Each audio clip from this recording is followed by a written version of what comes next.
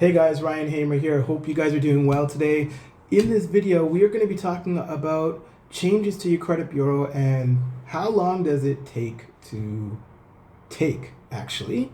So, one of the most common questions is, okay, Ryan, I made a payment to something. I've cleared something off my credit bureau report. I paid it off. I executed a pay for delete successfully. I've managed to clear some identity theft stuff off my credit bureau report.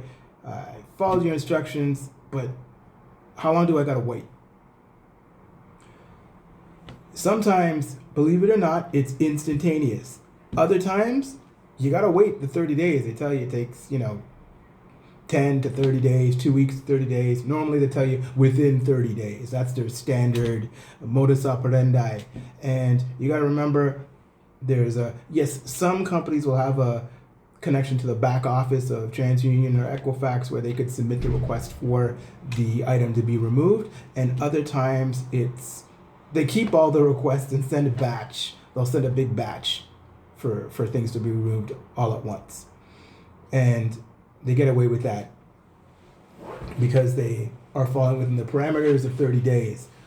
And sometimes a reflection, sometimes they have sent the information to the credit bureau and the issue is not the creditor, the issue is actually with the credit bureau because they don't update things right away and they take their time, right? And remember, the credit bureaus, they are not government. They have nothing to do with the government. They are private, for-profit companies, entities. So they operate at their own pace.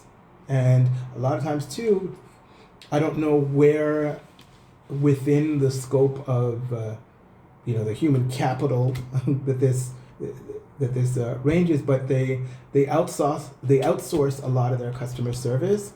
But I don't know about specific changes to the credit bureau files, whether that's done in-house, on-site, within their local head office. So that's something that I don't know that particular aspect of it, but I do know that it does take time.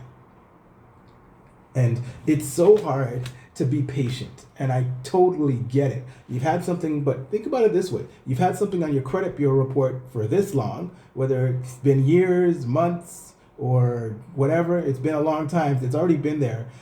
I know you get really excited and eager because you've finally gotten something off of your credit bureau report and you're wondering, okay, what's the next step? When are they going to do their part? I paid the money. Why isn't it coming off? Why isn't it coming off?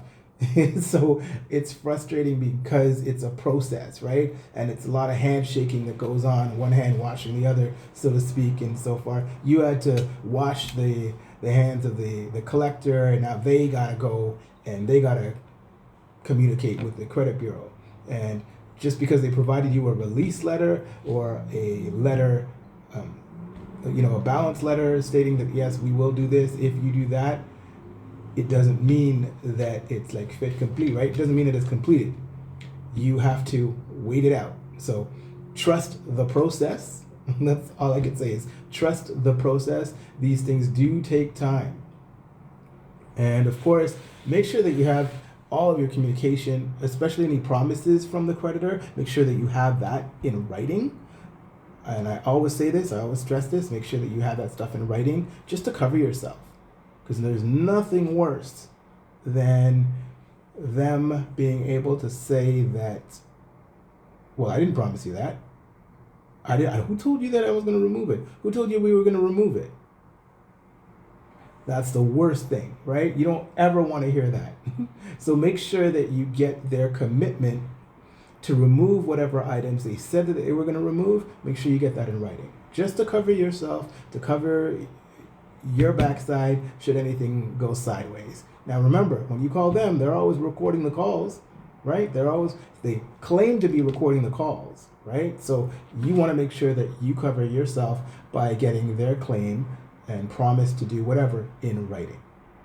And whether it is that the item, and that can be whether the item is paid in full, whether they're settling it for a certain amount, or whether they are going to be removing it because you provided documentation that you were a victim of identity theft, or they're removing it because it's an agreement as part of the settlement arrangement that you've made with them, and you always want to have your own paper copy and keep a paper trail of the communications, whether it be via email or a copy of whatever letter that they sent you.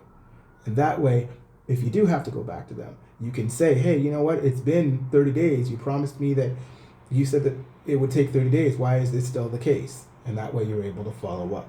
And if you have the daisy chain of email correspondence, that works in your favor also. All right. Thanks again for taking the time to watch this video. Hope you got some value out of this video, and I will see you in my next video.